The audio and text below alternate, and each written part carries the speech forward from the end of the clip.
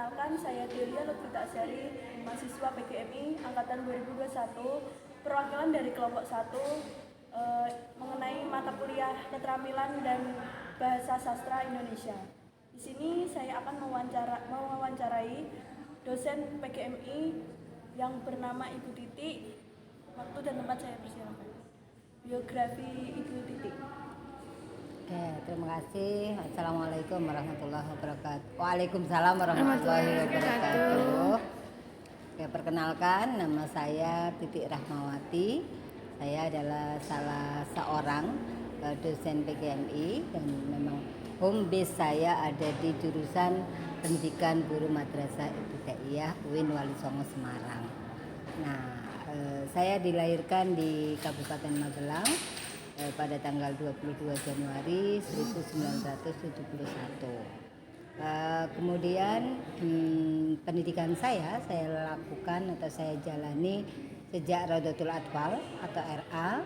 Kemudian Madrasah Ibtidaiyah, saya adalah seorang alumni MI. Kemudian saya lanjutkan di Madrasah Sanawiyah. Kemudian lanjut lagi di Madrasah Aliyah. Kemudian saya menempuh kuliah sarjana strata 1 di prodi tafsir hadis Fakultas Usuluddin IAIN Sunan Kalijaga Yogyakarta. Kemudian saya melanjutkan studi S2 dengan konsentrasi akidah dan pemikiran Islam di IAIN Sunan Gunung Jati Bandung, dan hari ini masih berlangsung lanjut studi di strata 3 atau program doktoral pada konsentrasi Islamic Studies pada UIN Wali Songo Semarang. Itu sekilas biografi saya. Dan pada tahun 2016 saya pernah dikirim mengikuti short course internasional di Monash University Melbourne, Australia. Pada saat ini mulai tahun 2019 sampai 2023 saya diberi amanah untuk mengemban sebagai Kepala Pusat Studi Gender dan Anak UIN Wali Songo Semarang. Itu sekiranya biografi singkat saya. Terima kasih. Bolehkah saya meminta pertanyaan Iswati? Sejak kapan Ibu menjabat sebagai Ketua Gender? Sejak TMT-nya sejak 2 September 2019. Jadi 3 tahun yang lalu.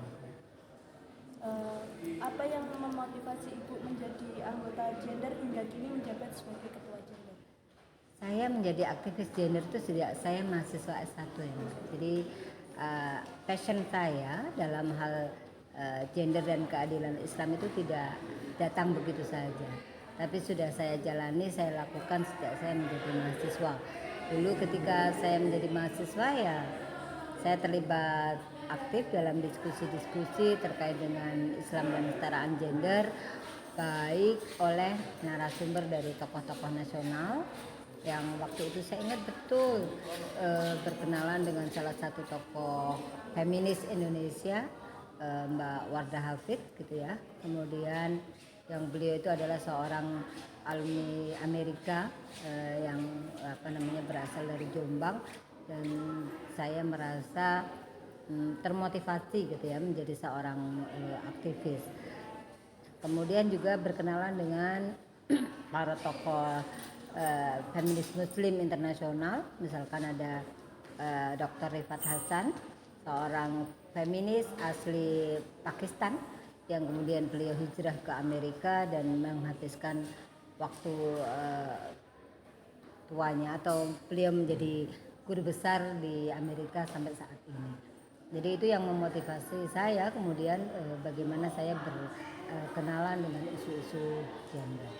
Nah, sehingga kebetulan passion saya terbawa sampai kemudian jenjang pendidikan berikutnya juga pada kegiatan-kegiatan saya di luar aktivitas akademik.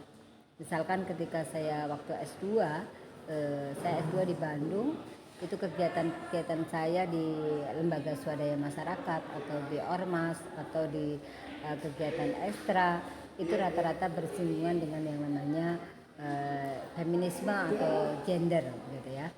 Nah, sampai pada suatu saat pernah terlibat dalam diskusi aktif yang dilaksanakan oleh The Asia Foundation yang kemudian waktu itu berdiri sebuah organisasi besar yang namanya Rahima ya. Anda kalau mau mengenal apa itu Rahima, silakan buka websitenya Rahima Jakarta ya. Itu adalah satu lembaga yang concern pada pendidikan terkait Islam dan kesetaraan gender. Nah, dari situlah saya menjadi pengurus juga sekaligus sebagai simpul Rahima di Jawa Tengah.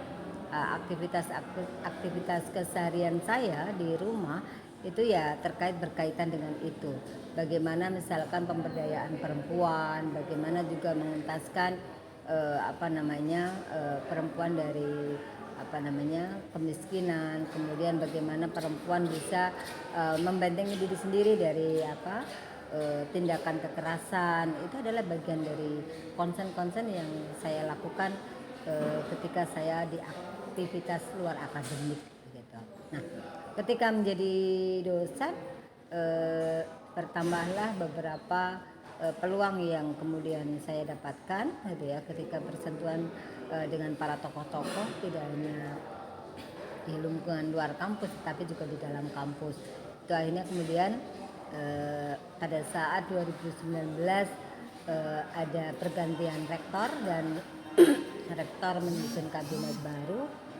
Saya salah satu orang yang kemudian dilantik oleh rektor untuk menjadi kepala pusat studi gender dan anak. Bagaimana tanggapan mengenai Islam memandang kesetaraan gender dalam bidang pendidikan? Oke, Islam itu sesungguhnya adalah agama yang sangat ramah terhadap semua makhluk ya. Tidak hanya laki-laki tetapi juga perempuan. Bahkan skripsi saya memang judulnya adalah persamaan derajat di dalam Islam. Jadi sesungguhnya laki-laki dan perempuan itu punya punya peluang yang sama, terutama juga di dalam pendidikan. Banyak ayat ya yang mengindikasikan bahwa setiap manusia baik laki atau perempuan itu mempunyai kesempatan untuk beramal salih gitu ya. Itu artinya apa? Ya beramal salih itu bagian dari pendidikan. Orang berpendidikan itu kan berproses dari suatu yang belum baik menjadi lebih baik kan ya. Nah, itu indikasi bahwa Islam itu tidak membedakan jenis kelamin laki dan perempuan. Yang dibedakan adalah tingkatan ketakwaan.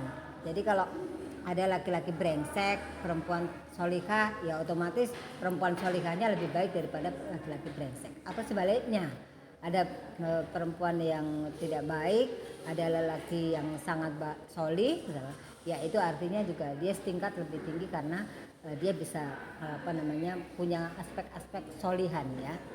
Nah, jadi kalau pendidikan dalam Islam menurut saya, Islam itu mengakomodir semua jenis kelamin. Islam itu memuliakan martabat perempuan gitu ya. Bahkan kalau di dalam hadis misalkan beberapa kali ketika Rasulullah pernah ditanya oleh seorang sahabat, siapakah ya Rasulullah orang yang harus saya hormati lebih dulu? Maka dijawab ummuka thumma abuka. Ummuka itu 3 kali artinya apa? Rasulullah itu memuliakan perempuan lebih dibandingkan laki-laki. Kenapa? Karena ya peran perempuan itu luar biasa. Contoh nih, misalkan dalam proses reproduksi, hamil misalkan. Laki-laki hanya menghamili, tetapi yang 9 bulan mengandung siapa? Perempuan. Bagaimana 9 bulan itu perempuan kondisinya wahnan ala wahdin, ya kan? Mungkin kalau hamilnya semakin besar maka dia bisa jadi akan semakin susah payah. Mau tidur terlentang susah, mau tidur miring terus juga susah. Itu baru dalam kondisi fisik ya. Belum hal-hal terkait yang lain, psikis misalkan dan sebagainya. Itu kenapa kemudian perempuan mendapatkan tempat yang luar biasa di dalam Islam. Nah, ini juga karena Islam sendiri datang kan untuk melawan budaya, atau bukan melawan lah ya, kalau melawan itu bahasanya terlalu negatif.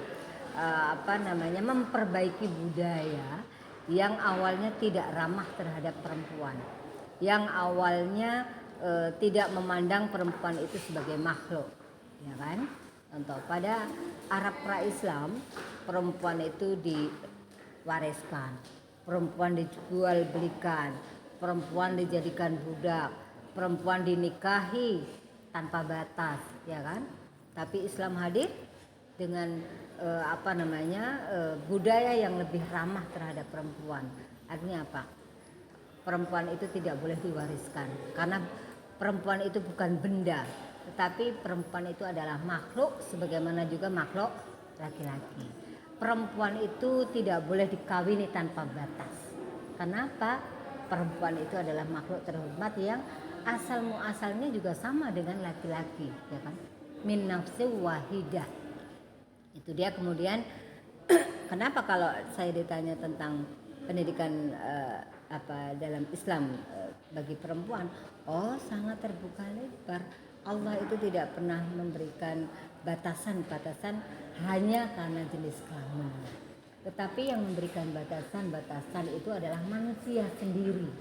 Maka kalau ada manusia yang memberikan batasan melebihi batasan yang diberikan Tuhan, itu namanya ketidakadilan. Ya, Tuhan aja memberi kesempatan, kenapa manusia memberikan batasan-batasan? Itu dikiranya yang menurut saya pendidikan dalam Islam adalah pendidikan yang sangat adil gender, yang membuka peluang. Kalau dalam pandangan saya ya, ciri bahwa pendidikan Islam itu adil gender yang pertama akses. Jadi seluruh perempuan, tidak hanya perempuan, laki dan perempuan itu punya akses, punya peluang untuk mendapatkan pendidikan. 2. Partisipasi. Seluruh makhluk, tidak terkecuali juga perempuan, itu bisa melakukan partisipasi di dalam pendidikan. Yang ketiga, kontrol. Laki dan perempuan itu kalau dalam pandangan saya sama-sama bisa melaksanakan kontrol, mengontrol dunia ini, bisa sama-sama bagaimana mewujudkan keadilan, kesetaraan gitu ya. Itu secara bersama-sama, kesalingan gitu ya. Kemudian yang keempat adalah manfaat. Baik laki atau perempuan itu sama-sama boleh mengakses manfaat ya, baik dalam pendidikan ataupun dalam hal lain, politik, ekonomi, sosial, budaya. Nah, itu artinya bahwa menegaskan Islam itu tidak ada diskriminasi terhadap laki dan perempuan. Islam itu adalah agama yang ramah. Islam itu adalah agama yang adil gender, ya kan? Di situ. Bagaimana cara kita untuk menjadi wanita agar bisa menjaga diri dari kekerasan seksual pada saat ini yang sedang marak di masyarakat? Saya kalau ditanya, saya lebih suka menggunakan kata perempuan. Tanya Pak Aam ya, kenapa perempuan itu lebih baik menurut saya? Karena empu, dulu karena kalau dalam sejarah ada empu gandring, empu sendok, empu apa ya. Perempuan itu orang yang punya kemampuan, orang yang punya keistimewaan. Jadi saya lebih suka menggunakan kata perempuan dibandingkan wanita. Karena kalau wanita itu dalam bahasa Indonesia, nanti tanya Pak Aam ya, yang ngajar bahasa gitu ya. Definisinya menurut saya lebih hebat menyebut perempuan dibandingkan wanita. Saya hampir enggak, kecuali dalam hanya klausul tertentu saja, tapi kalau enggak saya lebih suka menggunakan kata perempuan. Kalau terkait dengan bagaimana sih membuat perempuan itu bisa berdaya, apalagi bagaimana strateginya perempuan itu terhindar dari kekerasan seksual, banyak aspek, banyak strategi yang bisa dilakukan. Kekerasan seksual itu kan terjadi manakala seseorang itu memandang orang lain sebagai objek, ya kan? Misalkan kalau yang menjadi korban itu perempuan, maka dan pelakunya laki-laki, berarti laki-laki itu melihat perempuan sebagai objek. Atau kalau yang menjadi korban itu laki-laki, maka perempuan melihat laki-laki itu sebagai objek dan dirinya subjek. Nah, sementara kalau dalam aktivitas saya ya sebagai seorang pegiat gender atau feminis gitu ya, kita itu melihat person lain itu bukan subjek dan objek, tapi subjek dan subjek. Ya. Kalau subjek dengan subjek itu dua-duanya punya kuasa, dua-duanya punya hal yang negosiasi yang sama. Tapi kalau satu merasa subjek, dia objek, maka dia akan menempatkan seorang ini ya menjadi orang yang lebih lemah. Ya. Nah, kalau menempatkan seseorang lebih lemah, inilah yang terjadi namanya relasi kuasa. Ya. Relasi kuasa itu relasi yang menjadikan seseorang merasa lebih mampu dibandingkan yang lain, entah karena jenis kelaminnya, misalkan karena dia merasa laki-laki dia lebih hebat dibandingkan kalian yang perempuan, itu namanya relasi kuasa. Nggak boleh begitu, ya kan? Atau misalkan saya nggak hanya laki-laki terhadap perempuan, tapi misalkan senioritas junioritas, saya misalkan merasa lebih tua dibandingkan Anda, saya dosen, Anda mahasiswa, kemudian saya semena-mena terhadap Anda, itu berarti saya menjadikan diri saya subjek, Anda objek. Padahal harusnya saya melihat saya sebagai subjek dan Anda sebagai subjek. Toh Anda punya jati diri, Anda punya harapan, Anda punya peluang, Anda punya kemampuan, ya kan? Saya nggak boleh meremehkan mahasiswa. Itu kalau setiap orang itu memandang orang lain sebagai subjek, bukan subjek dan objek, saya yakin namanya kekerasan seksual itu tidak akan terjadi. Kekerasan seksual terjadi manakala seseorang memandang orang lain sebagai objek, ya, karena ada yang merasa lebih kuasa tadi, punya kuasa lebih. Ya. Nah, caranya yang pertama dalam pikiran kita, kalau dalam bahasa pendidikan ya, dalam aspek kognitif kita, pola pikir kita harus dicamkan kita ini adalah subjek, orang lain adalah subjek. Jadi interaksi kita, relasi kita adalah relasi yang memanusiakan manusia. Tidak lagi saya melihat Anda sebagai kalian mahasiswa, kalian bukan, tapi ya Anda mahasiswa, Anda manusia, saya manusia yang kebetulan hari ini jabatannya Anda mahasiswa dan saya adalah dosen. Nah, kalau seperti itu kita bisa tahu, bisa menghargai bagaimana berlaku kepada orang lain. Itu salah satu trik. Jadi pastikan di dalam pemikiran kita bahwa manusia itu adalah subjek dan orang lain juga subjek. Dan kalau subjek ketemu subjek, bagaimana kita membangun budaya ini, budaya yang manusiawi, budaya yang adil gender. Budaya adil gender itu pasti manusiawi. Tapi kalau tidak manusiawi berarti tidak adil gender. Pastikan begitu. Ya. Nah, kemudian selain mempersenjatai diri dengan pola pikir tadi ya, menganggap bahwa kalau kita subjek orang lain subjek, maka kita harus memunculkan rasa kepercayaan diri. Apa itu namanya? Kepercayaan diri itu bahasa asingnya apa kok tiba-tiba saya lupa istilahnya ya. Confident ya, konfidensi. Jadi kalau seseorang punya konfidensi, punya kepercayaan diri, dia tidak akan merasa minder terhadap yang lain. Dia tidak akan merasa inferior menghadapi orang lain. Contoh nih, Anda mungkin ketemu saya mungkin baru sekali, mungkin ya saya ajar sekali, itu pun bisa jadi dulu saya ngajarnya masih blended atau masih Zoom gitu. Tapi Anda misalkan ketemu saya, Anda nggak harus minder. Saya juga manusia. Sekalipun usia saya jauh lebih tua dibanding Anda, sekalipun hari ini posisi saya adalah sebagai dosen, Anda nggak boleh minder karena Anda apa? Saya juga manusia. Saya datang ke Putitik adalah untuk berinteraksi, untuk sharing. Itu penting. Jadi jangan kalau setelah mindsetnya dibangun kita sesama subjek, yang kedua adalah kita punya confidence. Dengan confident kita tidak akan merasa inferior, tetapi juga jangan merasa superior ya. Inferior itu membuat seseorang rendah diri beda dengan rendah hati ya.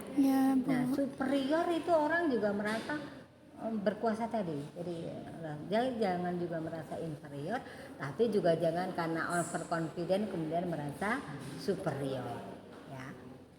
Berikutnya lagi adalah Anda harus tahu langkah-langkah bagaimana menghindari kekerasan seksual.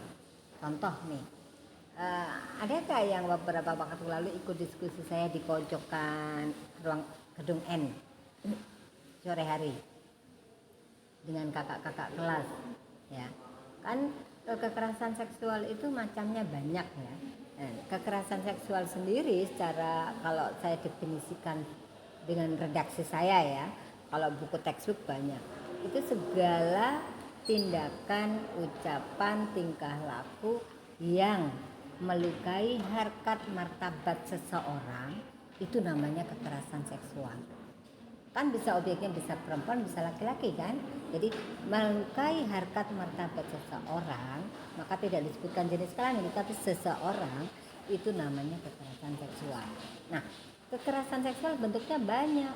Ada yang fisik, ada yang non fisik ya. Contoh yang non fisik itu bisa jadi verbal. Contohnya yang dalam bentuk pelecehan, catcalling. Catcalling itu misalkan begini. Kalau ini kebetulan minoritasnya laki-laki ya, saya contohkan yang minoritas dulu. Nah, masnya ini lewat, terus kalian duduk-duduk di sini, terus Anda, hai ganteng, kalau nggak nengok berarti nggak ganteng. Itu berarti Anda secara verbal sudah melakukan pelecehan seksual terhadap seorang laki-laki. Sebaliknya, kalau ada laki-laki nongkrong, ada perempuan lewat, terus disapa, hei cewek, kalau nggak nengok berarti nggak, hei cantik, kalau nggak nengok berarti nggak cantik. Dan kita merasa tersinggung, itu sudah terjadi yang namanya pelecehan seksual secara verbal, ya kan? Atau, dan ini jangan lagi-lagi jangan ditiru dan jangan dilakukan. Saya nggak pengen mahasiswa saya menjadi pelaku kekerasan, dan saya juga tidak pengen mahasiswa saya menjadi korban kekerasan seksual. Kalau Anda mengalami itu, laporkan ke saya. Anda boleh curhat ke saya. Anda kalau nanti belum punya nomor HP saya, silakan nanti simpan nomor HP saya. Anda boleh curhat kepada saya, ya. Kalau itu terjadi di mana? Contoh nih misalkan, kelas yang adil dan ramah gender, misalkan ya. Kalau ada seseorang, kebetulan ada adik kelas ikut kelas kalian, misalkan, datang terlambat, tidak dapat tempat duduk. Anda nggak boleh melecehkan dia karena jenis kelaminnya. Contoh, kebetulan yang terlambat perempuan. Lalu ada laki-laki kok bilang begini, nggak ada tempat duduk ya? Satu sudah meladek. Ya. Sini dong, duduk di pangkuan saya. Itu namanya pelecehan seksual. Hati-hati dengan kalimat yang Anda merasa, halah gitu aja Ibu Titi, itu kan goyang. Oh no, guyon boleh, tidak dilarang, tetapi guyonan yang tidak rasis, guyonan yang tidak body shaming, guyonan yang tidak membuat harkat martabat seseorang merasa dilukai. Ya. Masih banyak cara guyonan yang tidak melukai harkat martabat seseorang. Ya. Nah, baik kepada sesama perempuan, sesama laki-laki, atau antar laki perempuan, perempuan terhadap laki-laki. Banyak guyonan yang mungkin lebih membahagiakan dengan tidak menyentuh harkat martabat, melukai harkat martabat seseorang. Itu penting. Nah, jadi itu contoh kekerasan seksual dalam bentuk yang levelnya pelecehan. Ada dalam bentuk yang lain lagi, misalkan eksploitasi. Contoh nih, kalau di sini kebetulan minoritasnya laki-laki satu ini, karena satu-satunya laki-laki, lalu kemudian Anda para perempuan ini meminta tolong ke dia semau-mau Anda. Kamu kan laki-laki, terus apa aja disuruhkan ke dia. Kalau dia nggak nyaman dengan itu, namanya Anda sudah melakukan eksploitasi seksual.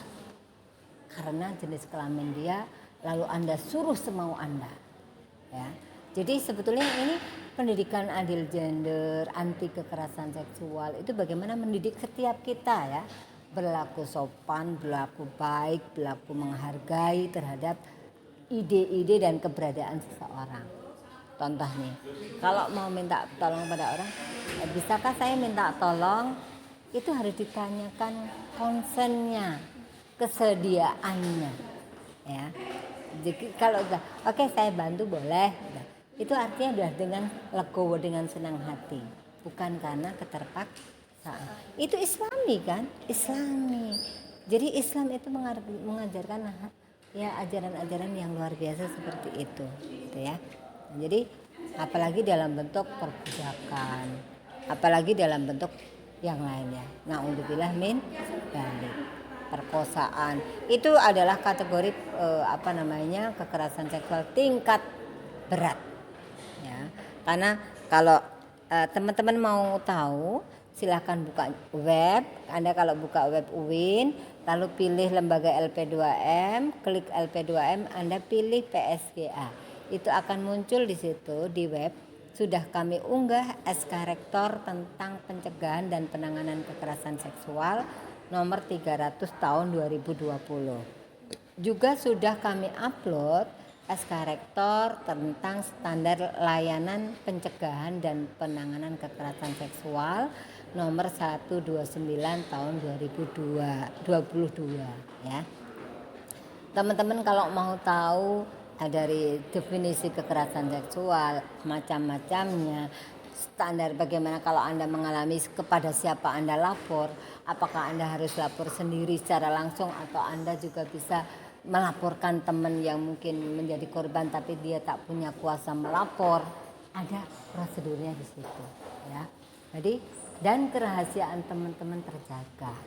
Nah, itu artinya ya aktivitas saya di dunia kampus ketika bersinggungan dengan Pusat Studi Gender dan Anak, tugas-tugas kami diantaranya satu, bagaimana mengedukasi teman-teman civitas akademika, tidak hanya mahasiswa tapi juga tenaga kependidikan itu ya para pegawai, para ya orang-orang yang ada di wilayah kampus ini yang bekerja untuk memfasilitasi dosen dan mahasiswa ya, dan juga para dosen.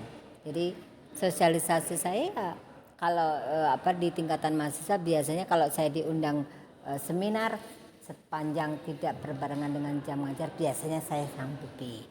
Kemudian bisa Zoom, bisa juga pembekalan KKN, bisa juga pada saat bimbingan mahasiswa, bisa juga pada saat bimbingan PPL. Saya lakukan di berbagai aspek di mana saya punya kesempatan untuk melakukan edukasi ya.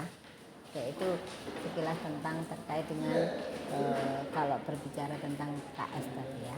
Langkah-langkahnya kalau Anda menjadi korban, laporkan. Anda bisa melapor langsung ataupun tidak langsung. Boleh datang langsung ke kantor di Gedung Rektorat lantai 3, kantor LP2M, cari nama saya, atau Anda bisa WhatsApp ya, bisa WhatsApp atau telepon.